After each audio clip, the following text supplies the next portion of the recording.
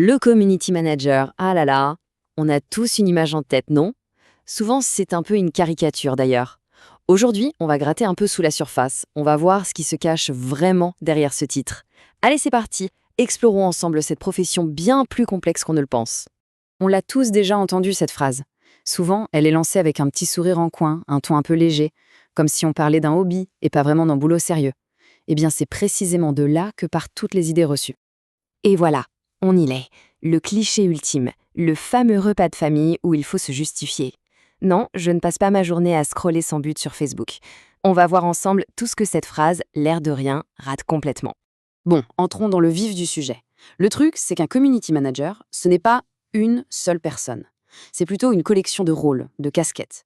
Pour que ce soit plus parlant, imaginez un instant que ce métier est une sorte de cirque numérique. Et le premier visage, la première compétence, c'est celle du jongleur. Faut s'accrocher, le rythme est souvent intense et il faut une concentration maximale pour ne rien laisser tomber. Chaque balle en l'air, c'est une mission, une plateforme, un projet. Imaginez un peu la charge mentale. Il faut jongler entre Instagram, LinkedIn, TikTok, YouTube, tout en gérant les mails qui tombent, les stats à surveiller, les messages privés qui s'accumulent, et bien sûr le fameux « juste un petit post rapide » qui débarque à 17h. Si une balle tombe, eh bien c'est souvent un post qui fait en flop. C'est la loi du jonglage numérique. Ok, on change de casquette. Après l'artiste de cirque, on a le détective. Là, on sort la loupe, on met son trench coat et on se transforme en Sherlock Holmes du digital. Le but du jeu ici, c'est de comprendre le pourquoi. Pourquoi est-ce que l'engagement a chuté d'un coup? Le coupable, c'est qui? L'algorithme, qui a encore changé ses règles sans prévenir? L'accroche du post, le fameux hook, qui n'était pas assez percutant? Ou c'était peut-être juste l'heure de publication? C'est un vrai cluedo pour résoudre ce mystère digital. Et puis, il y a des jours où le community manager se transforme carrément en héros de manga. Un shonen, pour être précis. Chaque semaine amène son lot de défis, son boss final à affronter. Et les épreuves, elles sont costauds. La mise à jour de l'algorithme qui remet tout en question, l'outil de planification qui plante au pire moment possible, une plateforme qui décide de changer toutes ses règles du jour au lendemain, ou le pire de tous, le bad buzz qui surgit de nulle part. C'est un combat permanent qui oblige à évoluer constamment pour survivre. Passons au côté plus sportif. Pour tenir sur la durée, il faut vraiment l'endurance d'un triathlète. Ce n'est pas un sprint, c'est un marathon. Un marathon qui se court tous les jours. Parce que le cycle, il est incessant. On crée du contenu, on le publie, on analyse les résultats et hop, à peine fini, on recommence.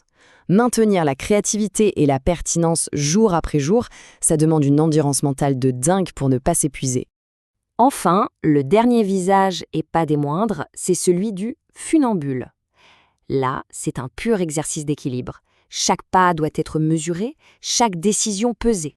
C'est une recherche constante d'équilibre. Il faut rester authentique tout en allant chercher de la performance. Créer du lien humain, mais en visant aussi la conversion. Être super créatif sans jamais perdre de vue les objectifs business de l'entreprise. C'est un équilibre aussi délicat qu'essentiel. Bon, toutes ces métaphores, c'est amusant, ça illustre bien le quotidien, mais ça cache une réalité beaucoup plus profonde. Car derrière chaque action, chaque poste, chaque réponse, il y a un mot-clé, un mot essentiel, la stratégie. C'est ici qu'on quitte un peu le spectacle pour entrer dans les coulisses. On va voir le travail méthodique, réfléchi, qui est le véritable moteur du community management. Alors concrètement, ça donne quoi? 1. On analyse la cible pour savoir à qui on parle, la base.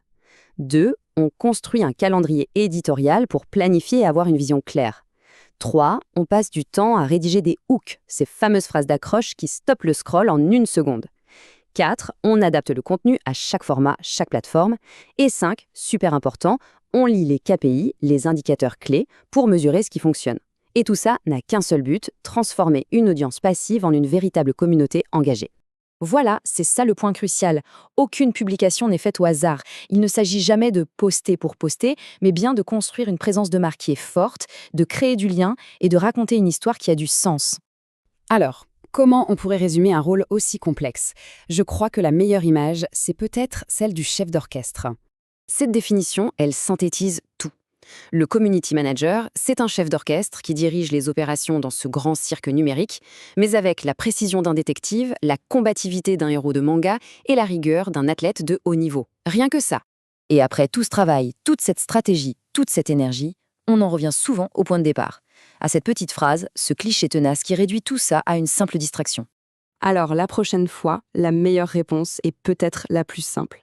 Un grand oui, suivi de ce mot qui change absolument tout, stratégiquement. Parce que c'est bien de ça qu'il s'agit. Un travail réfléchi, mesuré et terriblement efficace.